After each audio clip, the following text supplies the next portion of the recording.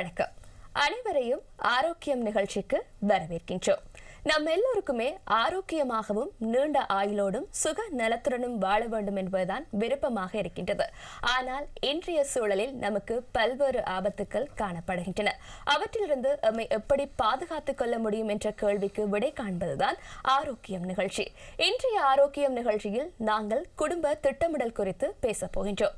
ஒவ்வொரு வருடமும் செப்டம்பர் 26ஆம் தேதி குடும்ப திட்டமிடல் தினமாக கடைபிடிக்கப்பட்டு வருகின்றது. குழந்தைகளின் எண்ணிக்கையை தீர்மானிக்கவும் குழந்தை பிறப்புகளின் இடைவெளியை நாங்கள் தெரிந்து கொள்வதுமாக இருப்பதுதான் இந்த குடும்ப திட்டமிடலாக காணப்படுகின்றது. இருந்தாலும் இந்த குடும்ப திட்டமிடல் என்றால் என்ன, அதற்கான சிகிச்சை முறைகள் என்னவாக காணப்படுகின்றன என்பது தொடர்பாகத்தான் நாங்கள் இன்றைய ஆரோக்கியம் நிகழ்ச்சியில் பேசப் போகின்றோம். இன்று எம்மோடு இணைந்திருக்கின்றார் மகப்பேற்று மற்றும் பெண் நோயியல் சத்திர சிகிச்சை நிபுணர் ஆர் பிரதாபன். வணக்கம். வணக்கம். உங்களை நாங்கள் இன்று எங்களுடைய நிகழ்ச்சிக்கு வரவேற்கின்றோம். இன்றைய தினம் நாங்கள் குடும்ப திட்டமிடல் குறித்து பல்வேறு விடயங்களை உங்களிடத்தில் அறிந்து கொள்ளப் போகின்றோம். அந்த அளவில் பொதுவான விடயங்கள் அறியப்பட்டிருந்தாலும் கூட இது சார்ந்த பல்வேறு மருத்துவம் சார்ந்த கேள்விகள் நிலவுகின்றன. அந்த அளவில் இந்த குடும்ப திட்டமிடல் என்றால் என்னவாக இருக்கின்றது? நிச்சயமாக குடும்ப திட்டமிடல் என்று சொல்கிற அந்த குறிப்பிட்ட விடயத்தை பொதுவாக நாங்கள் சில நேரங்களில் அதை பிழையாக விளங்கிக் கொள்வது குடும்ப கட்டுப்பாடு, அதாவது கருத்தடை என்ற ஒரு சிறிய ஒரு விடயத்தில் அடக்கி விடுவார்கள். உண்மையில் அப்படி இல்லை. குடும்ப திட்டமிடல் என்பது உங்கள் குடும்பத்தை நீங்கள் திட்டமிட்டு ஒரு ஆரோக்கியமான வாழ்க்கையை வாழ்வது என்பதே அதன் தொனியாக காணப்படுகின்றது. அதன் அர்த்தம் என்னவென்று சொன்னால், நீங்கள் உங்களுடைய குடும்பத்தை உரிய முறையில் அது ஒவ்வொருவருக்கும் ஒவ்வொரு விதமாக இருக்கலாம். அவர்களுடைய தேவைக்கு ஏற்ற மாதிரி, அவர்கள் எதிர்பார்ப்புக்கு ஏற்ற மாதிரி தங்களது குடும்பங்களை திட்டமிடுதல், அதாவது குழந்தைகளின் எண்ணிக்கை, குழந்தைகளுக்கு இடையிலான இடைவெளியை பேணுதல் போன்ற பல்வேறு விடயங்கள் இந்த குடும்ப திட்டமிடல் என்ற விடயத்தில் அடங்குகின்றது. அதில் அந்த கருத்தடை சாதனங்கள் அதில் ஒரு உதவியாக இருந்தாலும் குடும்ப திட்டமிடல் என்பதில் இன்னொரு விடயம் இருக்கிறது. அதை உரிய தருணத்தில் நீங்கள் கருவுறார் பொழுது அல்லது வயது போகும் பொழுது அந்த கருவுறு தன்மையும் குறைந்து போவதால் குழந்தை குழந்தை பாக்கியம் இல்லாமல் போகிற பிரச்சனைகளும் உருவாகலாம். ஆகவே குடும்ப திட்டமிடல் என்னும் பொழுது உங்களுக்கு விளங்கி இருக்கும், உரிய நேரத்தில் உரிய இடத்தில் உங்களுடைய குழந்தைகளை பெற்றெடுப்பதும் அதுக்கான இடைவெளிகளை பேணுதலும் ஆக அமைகின்றது. அந்த அளவில் குழந்தைகள் பிறப்புகளின் எண்ணிக்கையும் குழந்தை பிறப்பின் இடைவெளியையும் நாங்கள் சரிவர தீர்மானித்துக் கொள்வது குடும்ப திட்டமிடலாக காணப்படுகின்றது. இது எவ்வளவு தூரம் முக்கியமான ஒன்றாக சமூகத்தில் கருதப்படுகிறது? நிச்சயமாக இந்த குடும்ப திட்டமிடலின் நோக்கம் அல்லது இந்த முக்கியத்துவம் என்று பார்க்க நாங்கள் 1, 2, 3 நான் அதை வகைப்படுத்தலாம். உண்மையிலே குடும்ப கற்பங்களுக்கு அதாவது குழந்தைகளுக்கு இடையிலான இடைவெளியை சரியான விலையில் தீர்மானிப்பு. அது ஒவ்வொரு தம்பதியினருக்கும் வேறுபடலாம். அது அவர்களுடைய வயதை பொறுத்து, அவர்களுடைய குடும்ப பின்னணியை பொறுத்து, இவர் பல்வேறு காரணிகளால் அது வேறுபடலாம். ஆனால் மருத்துவ ரீதியில் ஒரு குழந்தைக்கும் இன்னொரு குழந்தைக்கும் இடையிலே இவ்வாறான இடைவெளி இருக்க வேண்டும் என்று சொல்லி நாங்கள் அந்த பரிந்துரை செய்வோம். அதில் பொதுவாக 2 தொடங்கி 3 வருடம் என்று சொல்லலாம். அதுக்காண்டி அது கட்டாயம் அப்படி இல்லை, அதை விட கூடவும் இருக்கலாம். சில சந்தர்ப்பங்கள் அவ்வாறு இல்லாமல் குறையும் வேண்டி வரலாம். ஆனால் நாங்கள் பரிந்துரை செய்வது அப்படி. ஸோ இவ்வாறாக அந்த குழந்தைகளுக்கு இடையிலான சரியான இடைவெளி பேணுவது முதலாவது. 2வது அந்த தம்பதியினர் விரும்பின குழந்தைகளின் எண்ணிக்கையை தீர்மானிப்பது, அதாவது எங்களுக்கு 1 அல்லது 2 அல்லது 3 என்று தீர்மானித்து அந்த எண்ணிக்கையை பேணுதல் 2வது விஷயம். மற்றது பெற்றோர்கள் எல்லோரும் திருமண வயசு, அதாவது திருமணமாகின்ற வயது வேறுபடலாம். ஆகவே பெற்றோர்களுடைய வயதுக்கேற்ப குழந்தை எப்பொழுது பிறக்க வேண்டும் இந்த விஷயம் ஏன் இந்த முக்கியமாக வருதுன்னால், சில வேளைகளில் டீனேஜ் பிரெக்னன்சி, அதாவது இளம் பெண்களின் கற்பம் 18 வயது அல்லது 18 வயதுக்கு குறைவான பெண்கள் திருமணம் முடிக்கும் போது அவர்கள் அதாவது முதலாவது பிள்ளையை ஒரு 20 அல்லது 20 வயசு வரைக்கும் பிற்போடுதல் நல்லம். ஆகவே அந்த பெற்றோர்கள் வயதுக்கு ஏற்ற மாதிரி, அதே போன்று ஒரு 38 அல்லது 39 வயதில் தான் திருமணம் முடித்தனர் அவர்கள் இயன்றளவு அவர்கள் முதலாவது கற்பத்துக்கு போக வேண்டும். அந்த இவ்வாறாக பெற்றோர்களின் வயதுக்கேற்ப எப்போ வேண்டும் என்று தீர்மானித்து, அடுத்தது தேவையற்ற கற்பங்களை தவிர்த்தல். அது மிக மிக முக்கியமானது. அது உங்களுக்கு தேவை என்று பொழுது கற்பம் வருவது வேறு விடயம். ஆனால் தேவையற்ற கற்பங்கள் மூலமாக பல்வேறு விதமான பிரச்சனைகள் வரலாம். அதில் சில நேரங்களில் முக்கியமானது இந்த தாய் மரணங்கள் கூட, அதாவது அந்த இனம்தான் அவர் தன்னுடைய உடல்நிலையை சரியாக கவனிக்காமல் அல்லது மிக அதிகமான எண்ணிக்கையான குழந்தைகளுக்கு போவதாலோ அவருடைய மரணம் கூட ஏற்பட்ட சந்தர்ப்பங்கள் இருக்கிறது. ஆகவே அந்த தேவையற்ற கற்பங்களை தடுப்பது அடுத்த முக்கியமான விடயம். அடுத்தது கடைசியாக நான் முதல் தொடக்கத்தில் சொன்னபோது உறுதல் முகாமைத்துவம், அதாவது வந்து நாங்கள் உரிய டைம் அந்த வேலைக்கு நாங்கள் அந்த கர்ப்பத்தை அல்லது ப்ரெக்னன்சியை வேற பண்ணி அதை நாங்கள் செய்யணும், அதை கூடுதலாக பிற்போடவும் கூடாது. ஸோ இவ்வாறான நோக்கங்களுக்காக தான் இந்த குடும்ப திட்டமிடல் என்ற ஒரு விடயம் முக்கியம் வகிக்கின்றது. நிச்சயமாக, அதாவது வயது என்பதை நாங்கள் முக்கிய கவனமாக எடுத்துக்கொள்வது என்பது அவசியமான ஒன்றாக கூறியிருந்தீர்கள். கருவுறுதல் முகாமைத்துவத்தை நாங்கள் சரிவர பின்பற்றுதல் என்பது மிக முக்கியமான ஒரு விடயமாக இந்த குடும்ப திட்டமிடலில் வந்து பார்க்கப்படுகின்றது. இதில் இன்னொரு முக்கியமான விஷயம் இந்த முக்கியத்துவம் சொல்லிக்க, இவ்வாறான இதை நாங்கள் உரிய முறையில் நாங்கள் முகாமைத்துவப்படுத்தும் போது தாய் மரணங்களின் அபாயத்தை குறைக்கலாம், சட்ட விரோதமாக நடக்கின்ற கருக்கலைப்புகளை நாங்கள் குறைக்கலாம், சரியான பிறப்பிடவில்லை பேணுவதன் மூலம் அந்த குழந்தைகளுடைய அதாவது வந்து ஹெல்த் ஸ்டேட்டஸ் என்று சொல்ல, அவர்களுடைய படிப்பு, அவர்களுடைய வளர்ச்சி முறைகள் அவை நல்ல முறையில் பேணுவதற்கும் இந்த குடும்ப திட்டமிடல் மிகவும் உதவுகின்றது என்பதை நாங்கள் மறக்க முடியாது. அதாவது இந்த தேவையற்ற கர்ப்பத்தை தவிர்ப்பதனூடாக பல உயிர் ஆபத்துக்களையும் தடுக்கக்கூடிய வாய்ப்புகள் வந்து காணப்படுகின்றன.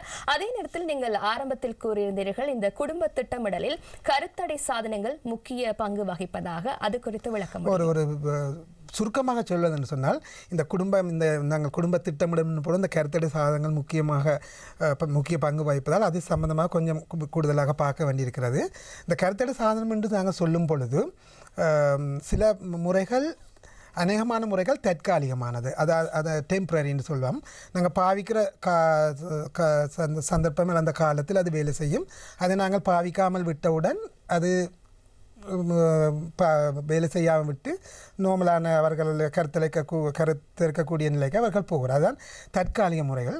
மற்றது நிரந்தர முறைகள் என்று சொல்லி இருக்கின்றது. அது சத்திர சிகிச்சை மூலமாக செய்கின்றது. ஆணுக்கும் இருக்குது, பெண்ணுக்கும் இருக்குது. அந்த நிரந்தர முறைக்கு நாங்கள் போனோம் என்று சொல்லி சொன்னால் பிறகு அதன் பின்னர் குழந்தைகளை பிரசவிக்க, அதாவது கர்ப்பமடைய முடியாது. இவ்வாறான முறைகள் இருக்கிறது. அந்த தற்காலிக முறைகள் என்னும் பொழுது குடும்ப கட்டுப்பாடு வில்லை, குடும்ப கட்டுப்பாடு ஹோமோன், அடுத்தது குடும்ப கட்டுப்பாடு ஹோமோன் பதிப்பு, மற்ற கர்ப்பப்பை உட்பதிக்கின்ற லூப் என்றப்படுகின்ற முறை என்பவற்றை நாங்கள் கொடுக்கலாம். ஆண் பாவிக்கின்ற தற்காலிக முறையாக ஆணுரையை நாங்கள் சொல்லலாம். ஆண்களுக்கு இருக்கின்ற தற்காலிக ஒரே ஒரு முறை என்னும் பொழுது ஆணுரை மாத்திரம்தான். பெண்களுக்கின்ற பாவிக்கிற முறைகள் தான் மற்ற முறைகளாக காணப்படுகின்றது. இப்போ இந்த கருத்தடை சாதனங்கள் எப்படி வேறு செய்கின்ற ஒரு அடிப்படை ஒரு அறிவு தேவை. என்னென்னு சொன்னால், பெண்ணிலிருந்து சூலகத்திலிருந்து முட்டை உருவாகின்றது. ஆணிலிருந்து அந்த முட்டை உருவாகி வரும்போது ஆணிலிருந்து போகின்ற விந்து, அதாவது உடலுறவின் போது வெளியேறுகின்ற விந்து கர்ப்பப்பையின் உள்ளால் போய் டியூப்புக்குள்ளால் போகும்பொழுது அந்த பெண்ணினுடைய சூலகத்திலிருந்து வர முட்டை வருகின்றது. அப்போ கர்ப்பப்பையின் ஃபலோப்பியன் குழாய் என்று சொல்லப்படுகின்ற பகுதியில் தான் ரெண்டும் சந்தித்து கருக்கட்டல் நடைபெறுகிறது. இந்த கருக்கட்டின் அந்த முளையம் என்று சொல்கிறது டியூப்பில் இருந்து வந்து கர்ப்பப்பையின் உச்சுவரில் பதிந்து அது கர்ப்பமாக உருவாகிறது. இதுதான் சாதாரணமான ப்ரெக்னன்சி உருவாகுது, அதாவது கர்ப்பம் என்ற ஒரு விஷயம். அப்போ இந்த கர்ப்பத்தடை சாதனங்கள் இந்த விடயங்களில் தாக்கத்தை அல்லது அதை பாதித்துத்தான் இந்த கர்ப்பம் அளவிலை தடை செய்ய போகிறது. இனி நாங்கள் இது பண்ணி ஒவ்வொரு முறைப்படி பார்க்க நான் சொல்கிறேன், அது ஒவ்வொரு சாதனமும் எவ்வாறாக வேலை செய்கின்றது என்று சொல்லி. நிச்சயமாக நீங்கள் கூறியிருந்தீர்கள் எவ்வாறு நாங்கள் கருவுறுது. அதே போன்று பார்த்தால் இந்த கருத்தடை சாதனங்கள் பல வகையாக வந்து காணப்படுகின்றன. அதாவது குடும்ப திட்டமிடல் வில்லைகள், அதே போன்று லூப் போன்ற பல வகையான விடயங்கள் வந்து காணப்படுகின்றன. இன்றைய ஆரோக்கியம் நிகழ்ச்சியில் நாங்கள் குடும்ப திட்டமிடல் குறித்து பேசி வருகின்றோம். இன்று எம்மோடு இணைந்திருக்கின்றார் மகப்பேற்று மற்றும் பெண்ணோயியல் சத்திர சிகிச்சை நிபுணர் ஆர் பிரதாபன் அவர்கள். அந்த அளவில் நீங்கள் கருத்தடை சாதனங்கள் குறித்து பல வகையானவற்றை கூறியிருந்தீர்கள். முதலில் நாங்கள் குடும்ப கட்டுப்பாட்டு வில்லை குறித்து அறிய வேண்டியதாக இருக்கின்றது, அது குறித்து விளக்க முடியுமா? நிச்சயமாக. இப்போ நீங்கள் இந்த ஒரு வீடியோ பார்த்தீங்கன்னா உங்களுக்கு விளங்கும். குடும்ப கட்டுப்பாடு வில்லைகள் என்பது இவ்வாறாக காணப்படுகின்ற 28 குளிசைகளை கொண்ட வில்லைகளாக காணப்படுகிறது. அதாவது ஒரு மாதத்துக்கு பாவிப்பதற்கு 4 கிழமைகளுக்கு, முதல் 3 கிழமைகளுக்கு இவ்வாறாக வெள்ளை நிற குளிசைகளும் கடைசி 7 நாளைக்கும் பிரவுன் கலரான 7 குளிசைகளும் காணப்படுகின்றது.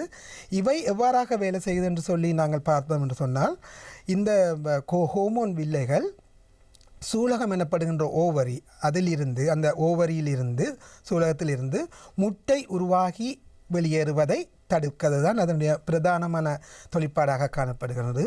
அதற்கு மேலதிகமாக கர்ப்பப்பை கழுத்தில் இருக்கின்ற திரவத்தின் திக்னஸ், அதை கூடுவதன் மூலமாக விந்து உள் போகிற தன்மையை குறைப்பதும் இதன் ஒரு முக்கியமான வேலையாக காணப்படுகின்றது. இந்த 28 நாள் என்று நாங்கள் சொல்லும்போது இந்த குளிசை எப்பொழுது தொடங்க வேண்டும் என்று சொன்னால் முதலாவது நாளிலிருந்து அல்லது 2வது நாளிலிருந்து நாங்கள் இந்த குளிசையை பாவிக்க தொடங்க வேண்டும். அவ்வாறாக பாவித்து கொண்டிருக்கும் போது கடைசி அந்த ப்ரௌன் கலர் குளிசை பாவித்து கொண்டிருக்கும் போது மாதவிடாய் ஏற்படும். இது சாதாரணமாக ஒவ்வொரு நாளும் இரவு சாப்பாட்டுக்கு பின்னால் எடுக்கும் பொழுது அது மறக்காமல் எடுக்கக்கூடியதாக இருக்கும். அது எடுக்கும்போது சில நேரம் ஒரு வயிற்று குமட்டல் போன்றவை ஏற்படக்கூடிய சந்தர்ப்பம், அது பெரிய பாதிப்பை ஏற்படாது. இவ்வாறாக இந்த குடும்ப கட்டுப்பாடு வில்லைகளை நாங்கள் எடுக்கும்போது ஒவ்வொரு நாளும் மறக்காமல் நாங்கள் எடுக்க வேண்டும் அந்த வில்லைகளை. ஏன்னால் மறக்கும் பொழுது அதனுடைய வேலை செய்யும் தன்மை குறைய பார்க்கலாம்.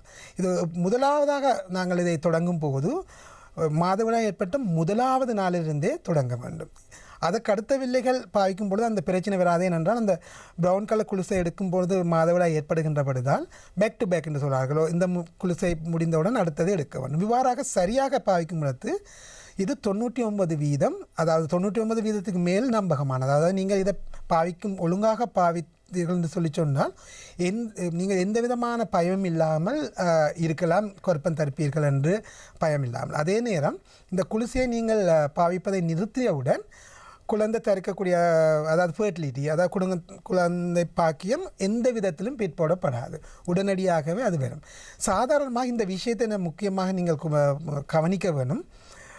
ஒரு தம்பதியினர் ஒரு குழந்தை கர்ப்பம் தரிக்க வேண்டும்னு சொல்லி நாங்கள் ட்ரை பண்ணும்போது, முயற்சிக்கும் போது முதலாவது மாதத்திலே சரி வருவதில்லை. சில பேருக்கு முதலாவது மாதம், சில பேருக்கு 2வது மாதம், 3வது, சில நேரம் 12 மாதங்கள் கூட போகலாம். அது எல்லாமே நோமல் தான்.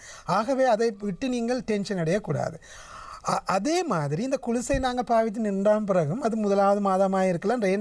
அது குளிசை பாவித்து நிறுத்தின பிறகு 2வது மாதம் என்று சில நேரம் கருத்தம் தரிக்காத இடத்தை அவர்கள் ஒரு மன அழுத்தத்துக்கு வருவார்கள். இதால் எதுவும் பிரச்சனை வந்துவிட்டது. நிச்சயமாக அப்படி இல்லை. என்றால் உலகளாவிய ரீதியில் ஆராய்ச்சி மூலமாக இது நிரூபிக்கப்பட்டுள்ளது. மற்றது இந்த நவீன குடும்ப கட்டுப்பாடு வில்லைகள் ஈஸ்ட்ரஜன், ப்ரொஜெஸ்டரோன் 2 ஹோமோன் கொண்ட இந்த வில்லைகளில் மிக மிக குறைவாக, அதாவது இந்த நான் சொன்ன அந்த தொழிற்பாடுக்கு தேவையான மிக குறைந்த அளவு ஹோமோனே இருப்பதால் எந்த பக்க விளைவு நீங்கள் எங்கே இன்டர்நெட்டில் பார்த்தால் ஏதோ அவையில் எல்லாமே மிக மிக குறைவாகவே காணப்படுகின்றது. அந்தபடியால் அதை பற்றி நாங்கள் இது சம்பந்தமான மேலதி விளக்கம் இந்த நிகழ்ச்சியின் பிற்பகுதியில் நாங்கள் பார்ப்போம். நிச்சயமாக, அதாவது இந்த குடும்ப கட்டுப்பாட்டு வில்லைகள் குறித்து நாங்கள் தேவையற்ற அச்சம் கொள்ள தேவையில்லை. அதே போன்று இதனை நாங்கள் கண்டிப்பாக 28 நாட்கள் தொடர்ச்சியாக எடுத்துக்கொள்வது மிக சிறந்தது. அதே போன்று பார்த்தால் முதல் 3 வாரங்களுக்கு வெள்ளை நிற வில்லைகளும், அதே போன்று கடைசி 7 நாட்களுக்கு பிரவுன் நிறத்திலான வில்லைகளும் நாங்கள் குடிக்க வேண்டியது மிக அவசியமான ஒன்றாக இருக்கின்றது. இதன் போது எங்களுக்கு வயிற்று குமட்டல் போன்ற அறிகுறிகள் தென்பட்டாலும் கூட இரவு நேரங்களில் சில நேரம் ஏற்படலாம். அதை அப்படி ஏற்படுது என்று சொல்லி பார்த்து கொண்டு இருக்கக்கூடாது. சில பேருக்கு அது ஏற்படலாம். அது சாதாரணம். அது காலக்கிரமத்தில் அது சரி வரும். இதில் இந்த முக்கியமான ஒரு இது சம்பந்தமான தப்பவிப்பாயங்கள் சிலதில் இருக்குது. அதை முக்கியமாக சொல்லணும்னு நினைத்தேன். நீங்கள் இந்த தொலைக்காட்சி திரையில் பார்த்துட்டீங்கன்னா குடும்ப கட்டுப்பாடு வில்லைகள் சம்பந்தமான சில பொதுவான தப்பபிப்பிராயங்கள், மித்ஸ் என்று சொல்கிறது இங்கிலீஷில் இருக்குது. அப்போ அதுகள் சம்பந்தமாக ஒரு விளக்கத்தை விரைவாக சொல்லுவோம் என்று யோசித்தேன். நீங்கள் கேட்டவை உண்மையான தகவல் என்று நான் பிரித்து சொல்லிக்கிறேன். முதலாவது குடும்ப கட்டுப்பாடு வில்லை பாவித்து கொண்டிருக்கும் போது நான் சொன்னேன், அந்த ஒழுங்காக பாவிக்கணும் என்று சொல்லி ஒழுங்காக பாவிக்காத விடத்து அது சில நேரம் வேலை செய்யாமல் போவதால் குழந்தை பிரசவிக்கலாம். ஒழுங்காக பாவித்தால் 99.9% நிச்சயமாக குழந்தை வருவாது. எங்கேயாவது நீங்கள் பிளவிட்டால் தான், அதாவது மறந்து போய் 2 அல்லது 2க்கு மேற்பட்ட குழந்தைகளை குளிசைகளை நீங்கள் குடிக்காம விடும்போது இது பிளவிடக்கூடிய, அதாவது பிழைக்கக்கூடிய சந்தர்ப்பம் இருக்குது. அவ்வாறாக நடந்து குழந்தை உருவானால் அது அங்கே விதமான குழந்தை உருவாக்கும் என்று ஒரு இது நம்பிக்கை இருக்கும். நிச்சயமாக அப்படி இல்லை. அடுத்தது வில்லையை நிறுத்தவுடன் கருத்தரிக்கும் ஆற்றலை குறைக்கும் என்ற ஒரு தப்பபிப்பிராயம் நிச்சயமாக அப்படி இல்லை. மற்றது உடலுக்கு ஓய்வு வழங்க சற்று நிறுத்த வேண்டும், அதாவது தொடர்ந்து பாவிக்கக்கூடாது என்று சொல்லி அப்படியும் சொல்வார்கள். நிச்சயமாக அப்படியும் எந்த விதமான தேவையும் இல்லை. பாலியல் தொற்று நோயிலிருந்து பாதுகாக்காது என்று சொன்னது அது மிக நீங்கள் கேட்டவை சரியானது உண்மையை. ஏனென்று சொன்னால் பாலியல் நோய்களை இருந்து பாதுகாக்கக்கூடிய ஒரே ஒரு குடும்ப கட்டுப்பாடு முறை என்று சொல்லும்போது ஆணுரியை மாத்திரம்தான் சொல்லலாம். எனவே இந்த குளிசையோ அல்லது வேறு எந்த முறையாலும் எய்ட்ஸ் போன்ற பாலியல் நோயை தடுக்க முடியாது. அடுத்தது, தொடர்ச்சியாக உடலுறவு கொள்ளாவிடில் பில்லியை நிறுத்தலாம் என்பது ஒரு பிழையான தப்பிராயம். ஏனென்றால் முக்கியமான நாங்களே கண்டிருக்கின்றோம், அந்த பிழை விடுவதற்கான காரணம் இன்ஃப்ரீக்வென்ட் செக்ஸ்ன்றது. அதாவது ஒரு மாதத்தில் 1 அல்லது 2 நாட்களுக்கு மாத்திரம்தான் உடவு கொண்டுறோம். எதற்காக நாங்கள் ஒவ்வொரு நாளும் இந்த குளிசி எடுக்கணும்னு சொல்லி யோசித்து அதை எடுக்க விடும்போது நாங்கள் உங்களுக்கு இந்த முதல் காட்டினது அந்த எவ்வாறு வேலை செய்கிறன்றதுக்கான நோக்கம் இதுதான். ஆகவே உரிய முறையில் எடுத்தால்தான் அது வேலை செய்யும். ஆனபடியால் உடலுறவு ஒரு மாதத்துக்கு 1 அல்லது 2 நாள் என்பதற்காண்டி இதை நாங்கள் எடுக்காமலோ அல்லது விட்டு விட்டு பாவிப்பது கூடாது. நான் பக்க விளைவுகளை பற்றி யோசிக்க வேண்டாம்னு சொன்னபடியே அதை நீங்கள் பாவிக்கலாம். அவ்வாறான உடலுறவு இருக்கும் பொழுது கூட நீங்கள் அதை பாவிக்கலாம். அடுத்தது, பருக்கள் குறையும் என்றது ஒரு இருக்கிறது, அது குறையலாம். இதெல்லாம் பருக்கள் கூடாது என்பது சொல்லும். மற்றது, மாதவிடாய்க்கு முன் அழுத்தத்தை குறைக்கும், அதாவது ப்ரீமென்சுரல் சிண்ட்ரோம் என்று சொல்லுவோம்.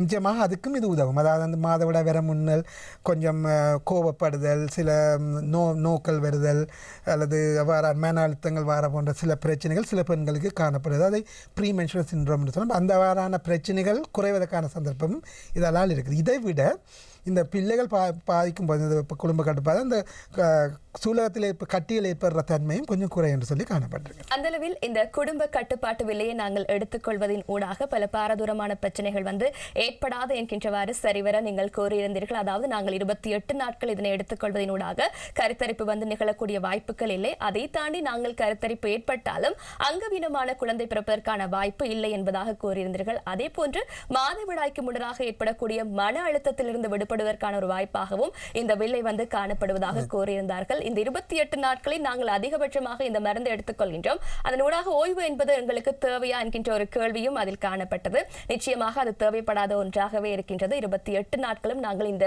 விலையை சரிவர எடுத்துக்கொள்வது மிக அவசியமான ஒன்று என எங்களுக்கு வைத்தியர் கூறியிருந்தார். அந்த அளவில் குடும்ப திட்டமிடல் குறித்து இன்றைய ஆரோக்கியம் நிகழ்ச்சியில் பேசி வருகின்றோம். அந்த அளவில் அதற்கான கட்டுப்பாட்டு முறைகள் காணப்படுகின்றன. அது குறித்த விளக்கங்களை எங்களுக்கு வழங்கியிருந்தார் வைத்தியர் ஆர் பிரதாபன் அவர்கள். இப்போது நாங்கள் வில்லைகள் குறித்து பலவற்றை அறிந்திருந்தோம். அதே போன்று இந்த குடும்ப கட்டுப்பாட்டு ஹார்மோன் ஊசி என்கின்ற ஒரு விடயமும் காணப்படுகின்றது. இந்த கட்டுப்பாட்டு முறையில் அது எவ்வளவு தூரம் தாக்கம் செலுத்துகின்றது? இதுவும் ஒரு ஹோமோன் முறை என்று சொல்லி அதிலேயே தெரிகின்றது. ஹோமோன் வில்லை என்னும் பொழுது அது வாயால் நாங்கள் குடிப்பது, ஓரல் கண்ட்ராசெப்டிவ் பில்ஸ் என்று தான் அதை சொல்வார்கள். நாங்கள் ஒரு நாளும் குடிக்க வேண்டும். ஒவ்வொரு நாளும் அதை நாங்கள் பாவிக்க வேண்டிய ஒரு தேவை இருக்குது. அது ஒழுங்காக பாவிக்க வேணும். அப்பொழுது தான் 99.9% நம்பகம் என்று சொன்னேன்.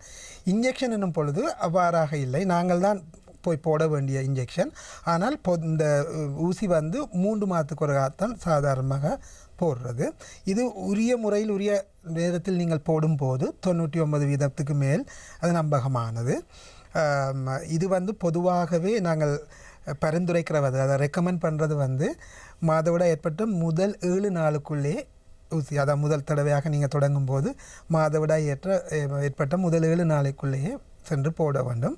இது பொது சுகாதார வைத்தியர் காரியாலயத்தில் அல்லது உங்களோட மிட்வைஃப் அல்லது உங்களோட குடும்ப வைத்தியர் இடத்தில் அல்லது அரசு அல்லது தனியார் வைத்தியசாலைகளில் நீங்கள் இது போய் இந்த ஊசியை நீங்கள் போட்டுக்கொள்ளலாம். இது பொதுவாகவே இந்த 3 மாதத்துக்கு ஒரு கால் போடுறன்றபடியால் இது ஒவ்வொரு நாளும் பாவிக்க வேண்டிய அந்த ஒரு தேவை இருக்காது. ஆனால் இந்த இன்ஜெக்ஷன் போடும்போது சில நேரம் சில பிரச்சனைகள்னு சொல்வதிலும் பார்க்க சில வித்தியாசங்கள் ஏற்படலாம். மாதவிடாய் சம்பந்தமாக சில நேரம் மாதவிடாய் இந்த இன்ஜெக்ஷன் போடுகின்ற காலத்தில் மாதவிடாய் எந்த விதத்திலுமே எப்போவுமே ஏற்படாமல் இருக்கலாம். அடுத்தது சில நேரம் இந்த மாதவிடாய் விட்டு விட்டு போகிற தன்மை, அல்லது சில நாட்களில் கொஞ்சம் இருக்கும், சில நாட்களில் இருக்காது. அவ்வாறாக சில நேரம் கடுமையான குருதிப்போக்கு கூட ஏற்படலாம். இங்கே நான் முக்கியமாக சொல்ல வேண்டியது என்னென்றால், குடும்ப கட்டுப்பாடுக்கென்று சொல்லி இதை நாங்கள் பாவிக்கும் போது ஏற்படுகின்ற இவ்வாறான பிரச்சனைகளை பார்த்தவுடன் நீங்களாகவே தீர்மானிக்கக்கூடாது இது கொஞ்சம் பிரச்சனைக்குரிய முறையாக இருக்கிறதால நான் நிப்பாட்டுவேன் சொல்லி. அதை நீங்கள் மருத்துவரை நாடி அவருடைய ஆலோசனையை பெற்று இதில் வருகின்ற அந்த பக்க விளைவு அல்லது இவ்வாறான பிரச்சனை எவ்வளவு முக்கியத்துவம் அல்லது பிரச்சனையானது போய் பார்த்து அதுக்குரிய மருத்துவம் இருக்கின்றது. அந்த மருத்துவங்கள் இப்போ பாவிக்கும் போதும் அந்த தற்காலிகமாக ஏற்பட்ட அந்த பிரச்சனையை நாங்கள் நிவர்த்தி செய்து இந்த அதை ஊசியை நாங்கள் தொடரலாம். நீங்களாக யோசித்து அல்லது வேறு உங்களுடைய நண்பர்கள் அவர்களுடைய அறிவுரையை கேட்டு திடீரென்று நீங்களாக நிறுத்தக்கூடாது. மருத்துவரிடம் போய் ஒரு மாப்பேட்டு நிறுவனம் போய் அவரே முடிவெடுத்தால் அது வேறு விடயம். நீங்களாக செய்யக்கூடாது. ஏன்னா நான் இப்படி எத்தனையோ விதமான தம்பதியினை கண்டிருக்கிறேன். அதாவது வந்து அவர் கடைசியாக கற்பமடைந்து வந்து அது தேவையற்ற கற்பம் வந்து அழுது கொண்டிருப்பார்கள், இது எங்களால் இயலாது அப்படின்னு. மற்ற இன்னொரு முக்கியமான விடயம் இதில் அந்த சந்தர்ப்பம் வந்தபடியாக சொல்கிறேன், கருக்கலைப்பு அல்லது அபோஷன் இலங்கையில் சட்ட ரீதியில் தடை செய்யப்பட்டுள்ளது. ஆகவே இது எந்த விதத்திலும் இங்கே இலங்கையில் செய்ய முடியாது என்பதை நீங்கள் மிக முக்கியமாக செய்யணும். அதாவது வருமுன் காப்போம் என்று தான் பொதுவாக எல்லாரும் நாங்கள் சொல்கிற ஒரு விஷயம். இங்கே மிக மிக பொருத்தமாக அது இருக்கும். ஸோ குழந்தை உங்களுக்கு தேவையில்லை என்று சொல்லி சொன்னால் அதுக்குரிய நம்பகமான முறைகளை பாவிக்கணும். நீங்களாகவே சில நேரம் அந்த முடிவுகளை எடுக்க முடியாது என்பதை நீங்கள் எப்போவுமே, அதாவது இன்டர்நெட்டில் பார்த்து அல்லது நண்பர்களுடைய அறிவுரையை கேட்டு செய்ய போய்தான் அதிகமான சந்தர்ப்பங்களில் பிரச்சனைகள் மாறும். ஆகவே உரிய ஒரு மருத்துவனுடைய ஆலோசனை பெற்று இந்த முறைகளை நீங்கள் எதை தெரிவு செய்து என்று சொல்லி அப்படி செய்யலாம். ஆகவே இந்த இன்ஜெக்ஷன் என்னும் பொழுது அவ்வாறு பிரச்சனை வரலாம் என்றதை நான் முக்கியமாக சொல்ல வேண்டியிருக்கின்றது. நிச்சயமாக குடும்ப கட்டுப்பாட்டு ஹார்மோன் ஊசியை பெறும் பொழுது நாங்கள் வைத்தியரின் அறிவுரையை பெறுவது மிக முக்கியம்.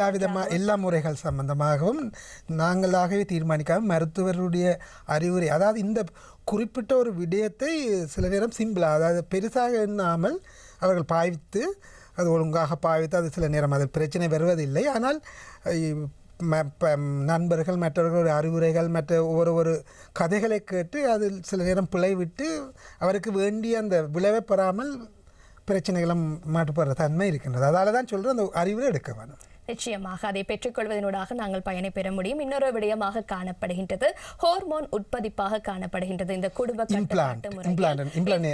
நிச்சயமாக இது குறித்து நீங்கள் விளக்கம். நிச்சயமாக அடுத்த ஒரு ஹார்மோன் முறை தான், அதாவது வாயால் குடிக்கிறேன்னு சொன்னேன். அடுத்தது இன்ஜெக்ஷன் போடுறது, அதாவது இந்த மசில் தசைக்கு போடுறது. இன்னொரு முறை இருக்குது, தோலுக்கு கீழே பதித்தல். அது அந்த நெருப்பு குச்சி மாதிரியான ஒரு இதுதான். அதை நாங்கள் தோலுக்கு கீழே போடுவோம். அதிலே ஹோமோன் இருக்குது. அந்த ஹோமோன் கொஞ்சம் கொஞ்சமாக ரிலீஸ் ஆகி இரத்தத்தில் போய்த்தான் அது வேலை செய்கிறது. அதில் ரெண்டு விதமானது இங்கே இருக்கின்றது. ஒன்று ஜடேல் என்று சொல்லி இருக்கிறது, மற்றது இம்ப்ளனோன் என்று இருக்கிறது. ஜடேல் என்று சொல்வது ரெண்டு குச்சியை நாங்கள் போடுவோம். அது 5 வருடத்துக்கு வேலை செய்யக்கூடியது. இம்ப்ளனோன் என்றது வந்து ஒரு குச்சி, அது 3 வருடத்துக்கு வேலை செய்யக்கூடியது. ஆகவே இவ்வாறான முறைக்கு நாங்கள் போகும்போது நாங்கள் முடிவெடுக்க வேண்டும். நிச்சயமாக எங்களுக்கு 3 அல்லது 5 வருடத்துக்கு அது தேவை. ஏனென்றால் இது வந்து 5000 10,000 அப்படியான விலை உயர்ந்த பொருள்கள் இது. அதாவது எங்களோட அரசாங்கத்தால் இலவசமாக கொடுப்பதால் இது பலருக்கு அதன் முக்கியத்துவம் அதன் தாக்கம் விளங்குவதில்லை. ஆகவே நாங்கள் அதை எதுவும் மருத்துவருடைய அறிவுரைக்கு ஏற்ப நாங்கள் இதை என்ன சில நேரம் இது போட்டுட்டு அடுத்த 1 மாதம் 2 மாதத்துலேயே வந்து சொல்கிறாங்க எங்களுக்கு பிள்ளை வேணும்னு. அப்போ அது மிகவும் நல்ல விடயம் இல்லை. அதே போன்று இன்ஜெக்ஷன், அதாவது ஹார்மோன் இன்ஜெக்ஷன் போன்று இதிலும் சில நேரம் மாதவிடாய் ஏற்படவே மாட்டுது. அதாவது சில நேரம் 2 வருடம் 3 வருடம் 5 வருடமே சில நேரம் மாதவிடாய் ஏற்படாமல் இருக்கலாம். முக்கியமான விஷயம், அது ஒரு பிரச்சனையே இல்லை. ஏன்னா ஒரு பழைய காலத்து ஒரு நம்பிக்கை இருக்கிறது, ஒவ்வொரு மாதமும் மாதவிடாய் போகணும் என்றால் அது சுத்தமடைதல் என்று தான் அது சொல்லுவார்கள். அது இந்த கர்த்தம் என்னென்னா அவர்கள் யோசிக்கிறார்கள் உடம்பிலே அல்லது கர்ப்பப்பையிலே கூடாத இரத்தம் தேங்கி அதுதான் வெளியால் வருது, அது சுத்தமாக போய்விட வேண்டும் என்று. உண்மையாக அப்படி இல்லை. அது குழந்தை பதிப்புக்காக தயார்படுத்தப்பட்ட கர்ப்பப்பையன்ற உச்சிவர் தான் அப்படி போகிறது. ஆகவே இந்த ஊசியோ குளிசியோ அந்த ஊசி அல்லது இந்த இம்ப்ளான் என்ற பதிப்பு பாய்க்கும் பொழுது அந்த மாதவிடாய் ஏற்படுவதில்லை என்ற அந்த அர்த்தம் என்னென்னு சொன்னால் அந்த எந்த விதமான தொழிற்பாடும் இல்லாதால் அது ரெஸ்ட், அது எந்த விதமான வேலையும் இல்லாமல் இருப்பதால் தான் மாதவிடாய் ஏற்படுவது இல்லை. எனவே அது ஒரு வியாதி என்றோ பயமாகவும் அதை எடுக்க வேண்டிய தேவை இல்லை என்று நான் சொல்றேன். இந்த ஹார்மோன் உற்பத்திப்பினூடாக நாங்கள் தேவையற்ற அச்சம் கொள்ள தேவையில்லை என்று கூறினீர்கள். இன்னொரு கருத்தடை சாதனமாக இந்த லூப் என்கின்ற ஒரு விடயம் காணப்படுகின்றது, அது குறித்து விளக்க முடியும்? நீங்கள் இந்த தொலைக்காட்சி இந்த திரையில் பார்த்தீங்கன்னு சொன்னால் இந்த வீடியோவில் நான் காட்டுகிறேன். இந்த லூப் என்று சொல்லப்படுற கர்ப்பப்பையின் உள்ளே பதிக்கின்ற இந்த லூப் தான் நீங்கள் அந்த காண்கிறீர்கள். இதில் வந்து இந்த கொப்பர், அதாவது வந்து இந்த வெள்ளையிலே நீங்கள் ஒரேஞ்ச் கலரில் பார்ப்பதான் அந்த கொப்பர் என்று சொல்லுகின்ற உலோகம் சுற்றப்பட்டிருக்கின்றது. இந்த லூப்பை இவ்வாறாக கர்ப்பப்பையின் உள்ளே நாங்கள் உட்பதிக்கின்றோம். இவ்வாறாக உட்பதித்ததன் பின்னர் அதை எடுத்து விட்டோம்னா அதில் நூல் ஒன்று இருக்கும். அந்த நூலை வெட்டிவிடும். அந்த நூல் ஏன் இருக்குன்னு சொன்னால் அந்த நூலை இவ்வாறாக அதை அகற்றியும் விடலாம். அந்த நூல் தான் உள்ளே இருப்பதை நாங்கள் உறுதிப்படுத்துவதற்காக காணப்படுகிறது. இது 10 வருடங்கள் வேலை செய்யக்கூடியது. இது ஒரு அனுபவம் வாய்ந்த ஒரு மருத்துவ நிபுணரால் அல்லது ஒரு மருத்துவ மாதனால் தான் இது உள்ளே போடப்படுகின்றது. இது வந்து இந்த மாதவிடாய் ஏற்பட்டு முதல் ஒரு 12 நாளுக்குள்ளே போட வேண்டும் என்றதும் ஒரு முக்கியமான விஷயம். இது நாங்கள் குழந்தை பிறந்தவுடன் கூட இப்போ 3, 4, 5, 6 வருடங்களுக்கு தேவையில்லை என்றதை இந்த குழந்தை பிறகு நாங்கள் முடிவு செய்திருந்தோம் என்றால் குழந்தை பிறப்புக்கு பிறகு கூட போடலாம். இது என்ன செய்யும்னு சொல்லி சொன்னால் இந்த விந்தும் முட்டையும் சேர்ந்து கருக்கட்டுதலை இது தடுக்கும். கருக்கட்டுதலை தடுக்கும் அல்லது கருக்கட்டினாலும் அது கூட கருப்பையில் வந்து பதிவதை தடுக்கும். ஆகவே இவ்வாறாக அப்போ முட்டை வளர்ச்சி நடக்கும், ஹோமோன்ஸ் வட்டம் நடக்கும். அதனால் அநேகமாக மாதவிடாய் எப்பொழுதுமே வளமை போன்று ஏற்படும். ஆனால் கருப்பம் தரிக்க மாட்டார்கள். ஆகவே இந்த விந்தும் இதுவும் சேர்வதை தடுப்பது அல்லது அப்படி சேர்ந்து உருவான கற்பம் வந்து பதிவதை தடுப்பதன் மூலமாக இதுவும் 99% வந்து நம்பகத்தன்மையாக வேலை செய்கின்ற ஒரு முறையாக காணப்படுகின்றது. இதில் நான் முக்கியமாக சொன்னது 10 வருடங்கள் வரை இது பாவிக்கலாம்ன்றது. நம்ம வழியால் கூடியகான காலங்களுக்கு பாவிப்பதற்கு இது மிகவும் உகந்தது. அடுத்தது வந்து இப்போ சில தம்பதியினர் அந்த சத்திர சிகிச்சை போன்ற நிரந்தர முறைக்கு போக விருப்பமில்லாத சந்தர்ப்பத்தில் இவ்வாறான முறைகள் உதவியாக இருக்கும். ஏன்னா 10 வருடம் என்னும் பொழுது ஒரு 35 அல்லது 40 வயதுக்கு உட்பட்ட பெண்ணுக்கு இது போடும்போது 50 வயது வரைக்கும் இது வேலை செய்யக்கூடியதாக இருக்கிறது. இந்த லூப் வந்து இவ்வாறாகத்தான் வேலை செய்கின்றது. அந்தளவில் பெண்களுக்கான குடும்ப கட்டுப்பாட்டு முறைகள் குறித்து கூறியிருந்தீர்கள். இந்த விடயத்தில் ஆண்கள் எவ்வாறான விடயங்களில் கவனத்திற்கொள்ள வேண்டும்? அதாவது வந்து ஆண்கள் பாவிக்கக்கூடிய முறைகள் என்று சொல்லி நீங்கள் கேட்கின்றீர்கள். அதில் தற்காலிகமான முறை ஒன்று தான் உள்ளது, ஆணுரை. மற்ற நிரந்தரமானது சத்திர சிகிச்சை, இந்த வேசெக்டமி என்று சொல்லுது. ஆணுரை பற்றி நாங்கள் கொஞ்சம் பார்க்குறது நல்ல இந்த வீடியோவில் நீங்கள் நான் அது சம்மந்தமான ஒரு காட்சியை நான் காட்டலாம்னு யோசித்தேன். இந்த ஆணுரை என்பது ஆண் குறிக்கு நாங்கள் போடுவதன் மூலம் ஆண்குறியிலிருந்து விந்து வெளியேறி பெண்ணின் யோனிக்கு செல்வதை தடுப்பது தான் இதனுடைய வேலையாக காணப்படுகிறது. இது ஒரு முறைக்கு ஒரு இது உடல் உறவுக்கு ஒரு பலசையே பாவிக்க முடியாது. இப்படி பார்த்தீங்கன்னு சொன்னால் இவ்வாறாக விந்து வெளியேறும் போது அது பெண்ணுடைய ஜோனியூடாக கர்ப்பப்பைக்கு போகாது. ஒவ்வொரு முறை நீங்கள் பார்க்கும்போது அதனுடைய எக்ஸ்பைரி டேட்டை நீங்கள் பார்க்க வேண்டும். மற்றது இதை துறப்பதற்கு வாயை பாவிப்பது கூடாது. என்றால் இவ்வாறு செய்யும்போது சில இடங்கள் கிழிந்து விடக்கூடிய சந்தர்ப்பங்கள் இருக்கின்றது. இது வந்து நான் ஏற்கனவே சொன்னால் பாலியல் நோய்களிலிருந்து பாதுகாப்பதற்கும் இது உதவுகின்றது. மற்ற வேறு முறைகளை பாவிக்கும் போது நான் சொன்னேன், சில நேரம் நாங்கள் குழு செயல் மறந்தால் அப்படி எதுவும் ஒரு பிரச்சனை வரும்போது இதை பாவிப்பதன் மூலம் ஒரு மேலதிக பாதுகாப்பையும் இது செய்யக்கூடியதாக இருக்கிறது. மற்றது இது வந்து ஆண்குறியில் போடுவதற்கு முன்னர் இதை நாங்கள் அதாவது உருண்டு இருக்கும், அதை நாங்கள் இழுத்து செய்யக்கூடாது. ஆண்குறியில் வைத்து தான் அந்த இதை நாங்கள் போட வேண்டும். இவ்வாறாகத்தான் அதை திறந்து அதை வெளியில் எடுத்து ஆண்குறியில் போட்டு தான் அதை நாங்கள் அன்ரோல் என்று சொல்வார்கள். அதை மேலே ஒரு விரல் 2 விரலால் அந்த நுனியை பிடித்து கொண்டு, ஏன்னா அந்த இடத்தில் தான் கடைசியாக விந்து போய் சேரும், அதாவது வெளியேற விந்து அப்படி அவ்வாறாக வைத்துக்கொண்டு ஆண்குறியில் அதை அங்கே தான் இவ்வாறாக செய்யணும். ஏன்னா அது போடும் முதல் இவ்வாறாக நீங்கள் செய்தீங்கள் என்றால் சரியாக போட முடியாது.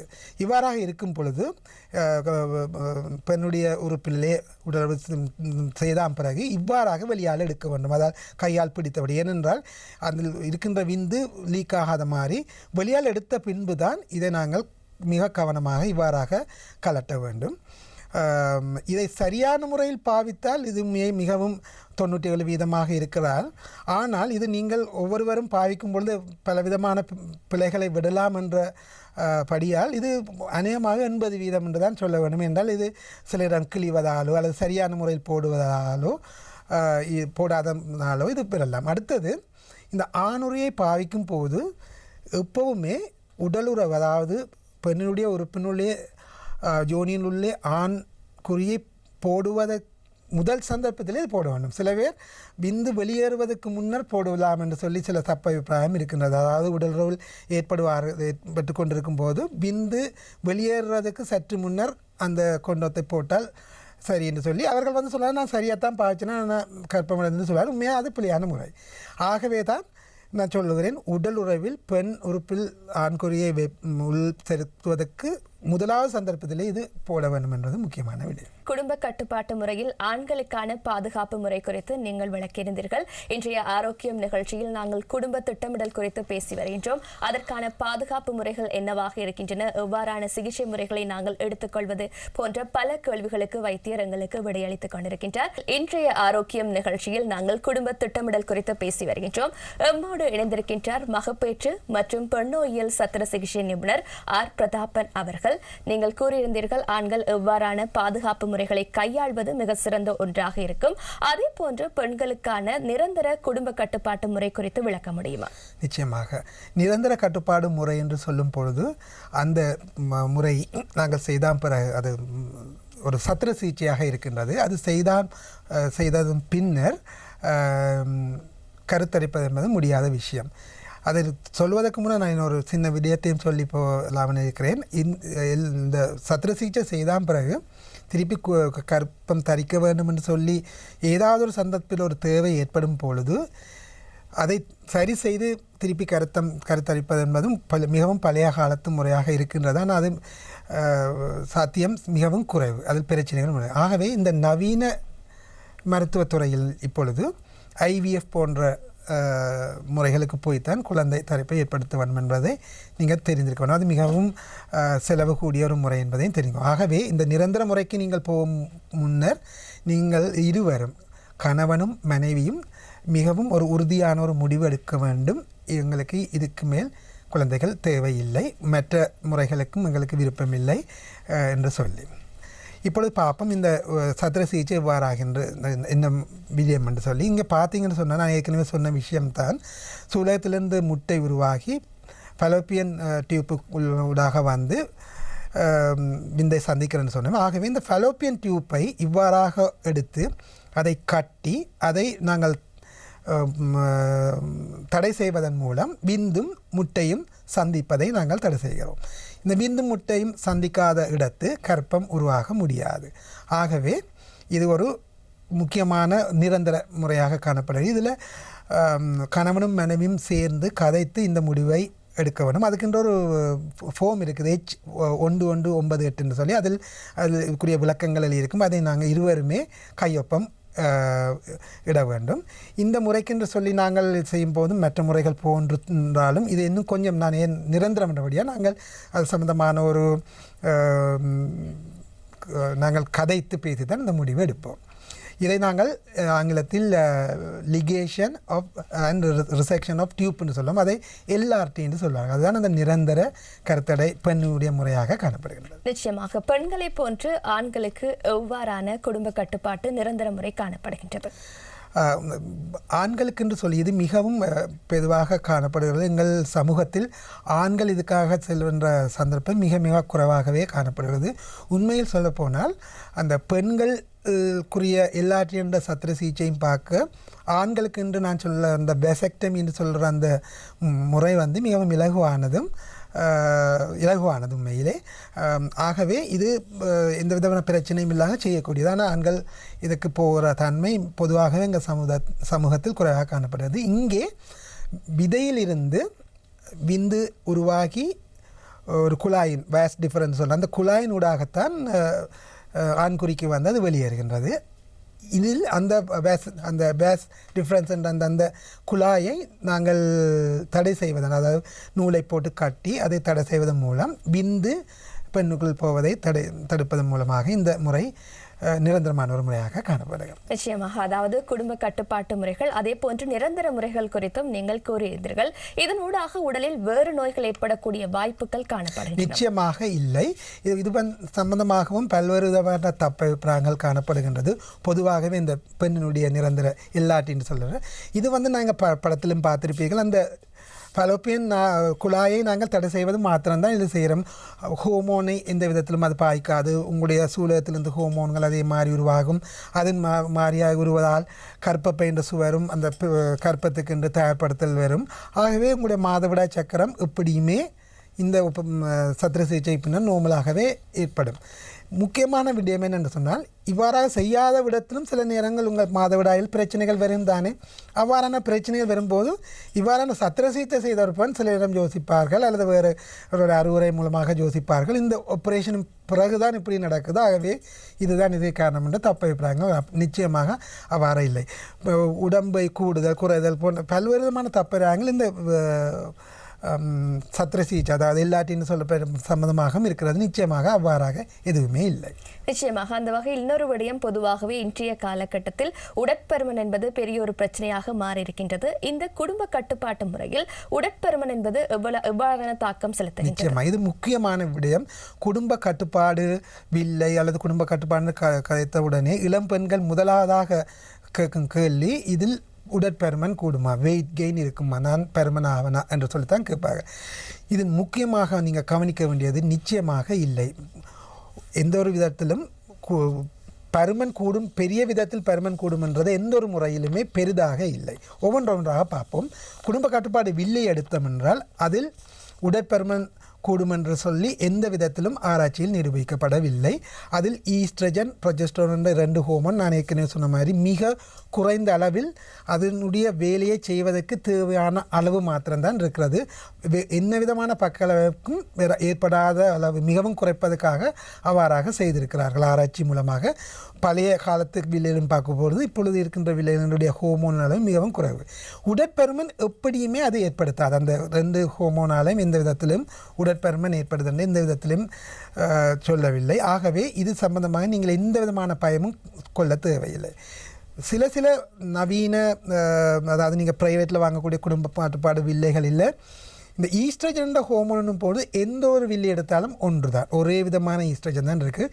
ப்ரொஜெஸ்டரோன் சொல்லப்படுற ஹோமோனும் அதில் இருக்குதுன்னு சொன்னால் அந்த ஹோமோன் அதாவது ஒவ்வொரு நவீனமான, அதாவது பழையது புதுது என்று சொல்லி இப்போ இந்த ஃபோனில் சொல்கிற மாதிரி 1, 2 என்று சொன்ன மாதிரி இருக்கின்றது. அந்த சில குடும்ப கட்டுப்பாடு வில்லைகளில் அந்த புதிய ப்ரொஜெஸ்டரோன் ஹோமோன் இருக்குது.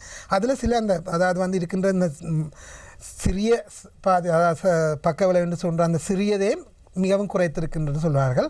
ஆனால் அதை மிகவும் விலக்கூடியதாக காணப்படுகின்றது.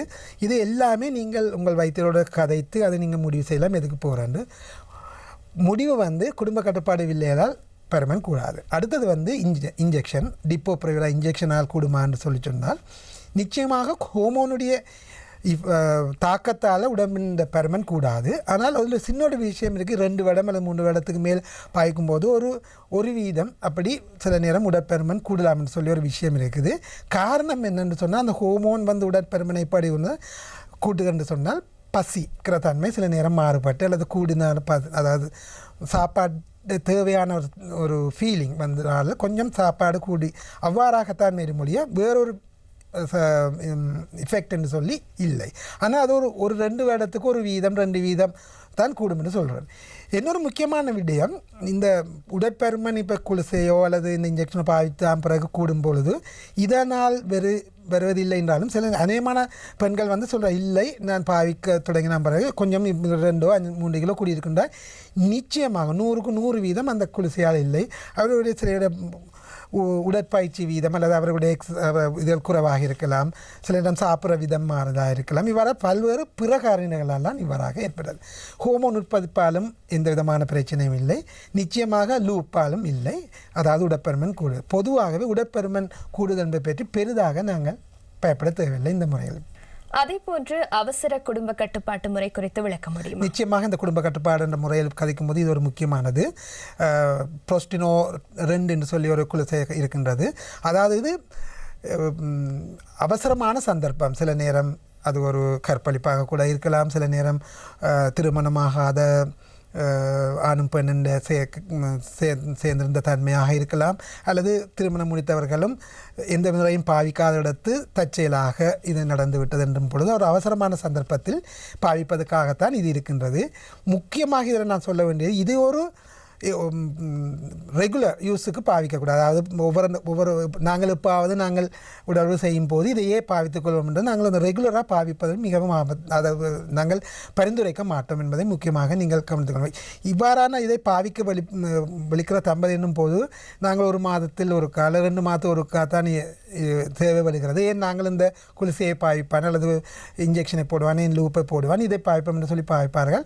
அது வேண்டாம். என்ன காரணம் என்று சொன்னால் இந்த முறையால் 100க்கு 90% குறைவான சாத்தியம்தான் காணப்படுகின்றது. மற்றதால் சில பக்க விளைவுகள், மாதவிட சம்பந்த பிரச்சனை வரலாம்.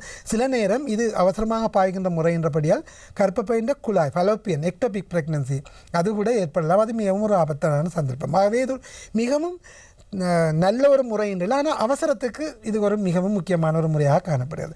அடுத்து அவசரத்துக்கு பாவிக்கக்கூடிய இன்னொரு முறை லூப்பை போடுதல். அது பொருத்தமாக அந்த தம்பதியருக்கு இருக்கும்போது நாங்கள் இதை பார்த்துக்கொள்ளலாம். இந்த அவசர புரோஸ்டனோ 2 என்ற மாத்திரை நீங்கள் தேவை என்று தெரிந்த உடன் முதலாவது குளிர்ச்சியை எடுத்து அடுத்த குளிர்ச்சியை 12 மணி நேரத்துக்குள் எடுக்க வேண்டும். நிச்சயமாக அது 72 மணி நேரத்துக்குள் அது முடித்திட வேண்டும். அப்பொழுதுதான் அது வேலை செய்யும் என்பதை நீங்கள் கவனித்துக் கொள்ள வேண்டும். இது பாவித்தான் பிறகு உங்கள் மாதவிடாயில் மாற்றங்கள் ஏற்பதற்கான சந்தர்ப்பம் மிகவும் அதிகமாக காணப்படுகிறது. நிச்சயமாக. அதாவது அவசர குடும்ப கட்டுப்பாட்டு முறை குறித்து விளக்கியிருந்தீர்கள். நீங்கள் இந்த குடும்ப திட்டமிடல் சார்ந்து மக்களுக்கு கூறக்கூடிய அறிவுரை என்னவாக இருக்கின்றது? கடைசியாக இந்த நிகழ்ச்சியில் நான் சொல்ல வருகின்ற விடயம் என்னென்றால், குடும்ப திட்டமிடல் என்பது ஒரு ஆரோக்கியமான ஒரு அழகான குடும்பத்தை திட்டமிட்டு ஒரு இன்பமான வாழ்க்கையை வாழ வேண்டும் என்பதே எங்களோட எதிர்பார்ப்பும். ஆகவே ஒரு திட்டமிட்ட குடும்பமே ஒரு இன்பமான குடும்பமாக எப்பவும் இருக்கும். அதற்கு உரிய அறிவுரைகளை நீங்கள் எடுத்து, அதுவும் மருத்துவ அறிவுரைகளை எடுத்து அதை பின்பற்றுவதன் மூலம் நீங்கள் ஒரு ஆரோக்கியமான ஒரு குடும்பத்தை உருவாக்கி குழந்தைகளுடன் மகிழ்வாக ஆரோக்கியமான ஒரு இன்பமான வாழ்க்கையை அமைத்துக் கொள்ளலாம் என்பதுதான் என்னுடைய இறுதி ஒரு முடிவாக இந்த நிகழ்ச்சியில் சொல்ல விரும்புகின்றேன். நிச்சயமாக இன்றைய தினம் குடும்ப திட்டமிடல் குறித்தும் அது சார்ந்த பல்வேறு கட்டுப்பாட்டு முறைகள் காணப்படுகின்றன. அது குறித்தும் இன்றைய ஆரோக்கியம் நிகழ்ச்சியில் எங்களுக்கான விளக்கத்தை வழங்கியிருந்தார் மகப்பேற்று மற்றும் பெண்ணோயியல் சத்திர சிகிச்சை நிபுணர் ஆர் பிரதாபன் அவர்கள். அவருக்கு எங்களுடைய சார்பாக நன்றியை தெரிவித்துக் நன்றி. இன்றைய ஆரோக்கியம் நிகழ்ச்சியில் நாங்கள் குடும்ப திட்டமிடல், அதே நேரத்தில் அதில் இருக்கக்கூடிய கருத்தடை சாதனங்கள் என்னவாக இருக்கின்றன, அதனை நாங்கள் எப்படி பின்பற்ற முடியும், அதிலும் பாதுகாப்பு முறைகள் மிக அவசியமான ஒன்றாக இருக்கின்றன, வைத்தியரின் அறிவுரை என்பதும் அதில் மிக கவனத்தில் கொள்ள வேண்டிய விடயமாக இருக்கின்றது போன்ற பல விடயங்களை நாங்கள் அறிந்து கொண்டோம். அந்த அளவில் அடுத்த ஆரோக்கியம் நிகழ்ச்சியில் நாங்கள் உங்களை சந்திக்கின்றோம். நன்றி, வணக்கம்.